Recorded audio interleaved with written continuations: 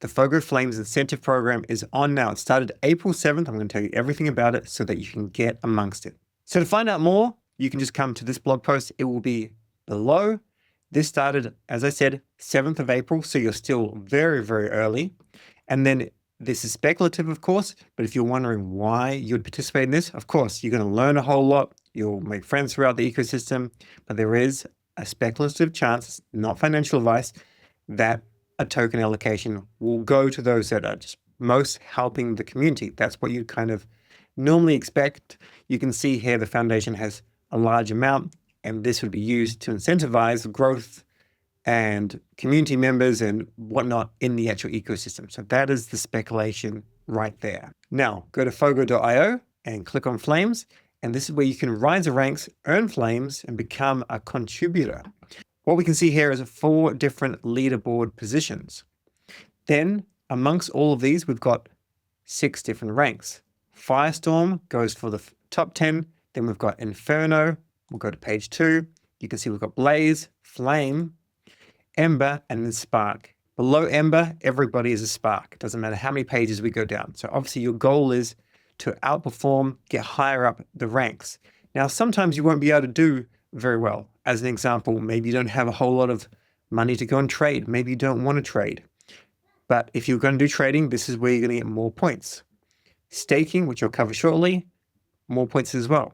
If you don't have a lot of PYTH to stake, which is what we'll cover, then you can go into Discord. You can help people with questions. You can do various things, which we'll cover a little bit. But you've got this option of Discord, and you've got using Twitter, using x.com. So let's go through the first step. The first step, of course, is trading. So you do all of your trading at Ambient.finance. Now, Ambient.finance, these guys, they're part of core contributors to Fogo. My guess, speculation only, of course, but my guess is they're building the next generation of trading engines and trading protocols on Fogo right now. They have shipped to quite a few L2s and whatnot on Ethereum, and they have managed to achieve some sort of market share. I would say, unfortunately, Scroll, Swell, and Blast and Canto, these layer 2s, they just haven't really taken off. And this is why I think, Fogo has so much product market fit, because it can allow things to be fast and hopefully a lot easier as well. So what you can do, if you want to do some trading, you can go and you can connect your MetaMask wallet or your Trust wallet or whatever wallet you are using, and you can go and trade here.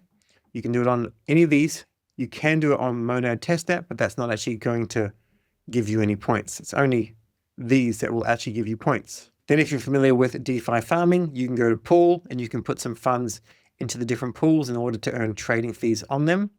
Otherwise, you can go into vaults. Vaults are strategic liquidity management options, and depends on what blockchain you're on, depending on how many there are. So we can see a whole lot more vaults here. They are run by partner protocols like Tempest, and the API on them is normally quite a bit smaller, but sometimes it can be higher, like, for example, this one. Now, in order to get onto these blockchains, you are going to need some Ethereum for gas, in which case you could use order.finance, and you can go with some ETH from Ethereum to Scroll. We can go from another blockchain like Base or Arbitrum if you want to, using this. You can also use across.to from Ethereum or Base, and you can move across to Blast or something like that. Now, if you're playing on Solana, then I would say use dBridge first to go to Base or to Arbitrum, probably Base, and then from Base, bridge across using one of the other protocols, because they're not currently supporting Scroll, Blast, etc. Now, the next thing you can do is you can stake PYTH. If you have PYTH, the token from the PYTH network, then you can come to staking.pyth.network, go ahead and connect your wallet. You have to connect a Solana wallet. So Soulflare is my preferred choice. You can also use Phantom or Backpack. And then you want to come to Oracle Integrity Staking. Now click Add Tokens. I'm going to click everything in this tutorial wallet, add them all, and then approve. $163 worth of PYTH. They've been added to my staking account. We can see them available to stake. We will go and stake them, and they have a warm-up phase. The warm-up is an epoch, and it takes a week. The epoch, I believe, starts and finishes each Thursday. Let me give you a little bit of an overview of PYTH, because PYTH It's an integral part of the network, and they have these things called publishers. So how it works is, imagine a company like Revolut. Everyone knows Revolut. It's a data publisher. This means they're the ones providing a price feed to the PYTH network.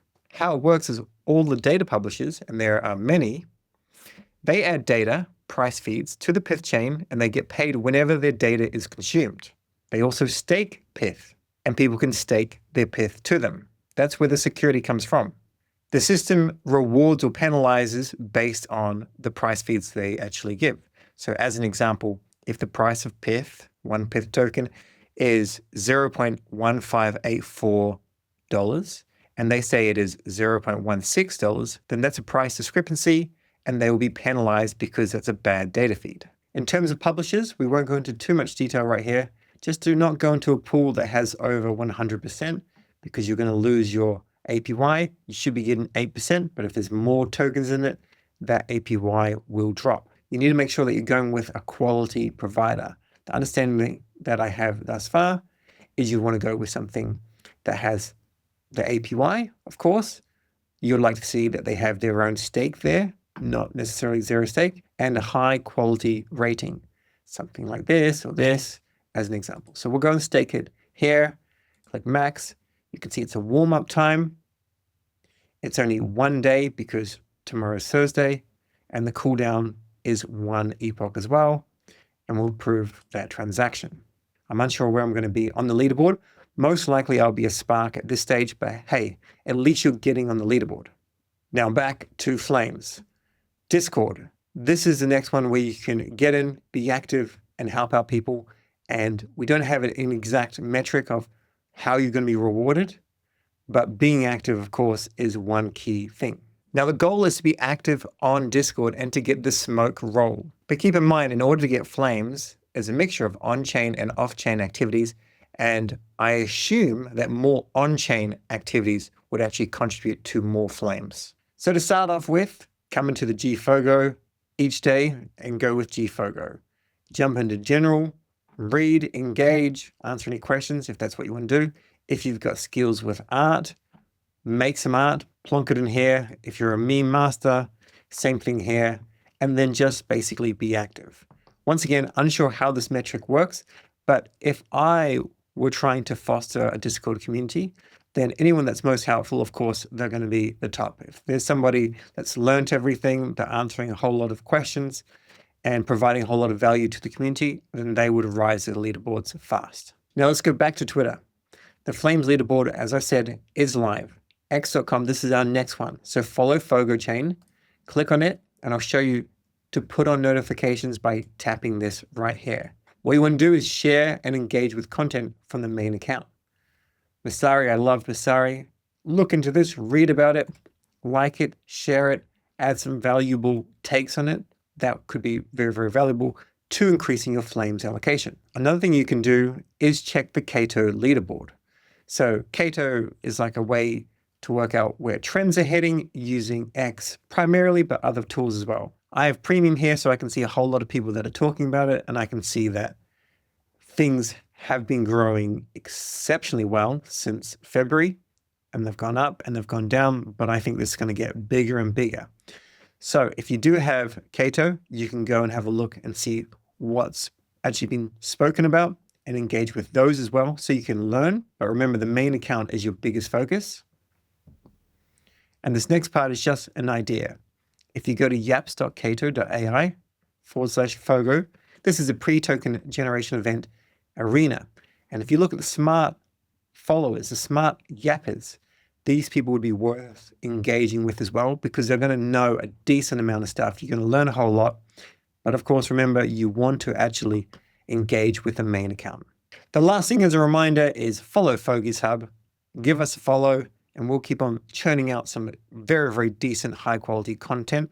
And remember, at the end of each week, Flame distributions are calculated and awarded. They accumulate over time as part of a user's total score, and they will be displayed on the leaderboard. But there's one super thing to keep in mind. Be aware that some moves are worth more than others. and things will evolve over time. Now, of course, none of this is financial advice, but I definitely think that staking some PYTH, decent idea. Playing on Ambient Finance is a decent idea. But for a lot of people that don't have a whole lot of capital, definitely get really, really busy on X and also in Discord and just be helpful and make content that explains well, that actually gets the community understanding how valuable Fogo is. That's all for this video. So make sure you subscribe. We'll see you next time. And until then, be Fogo fast.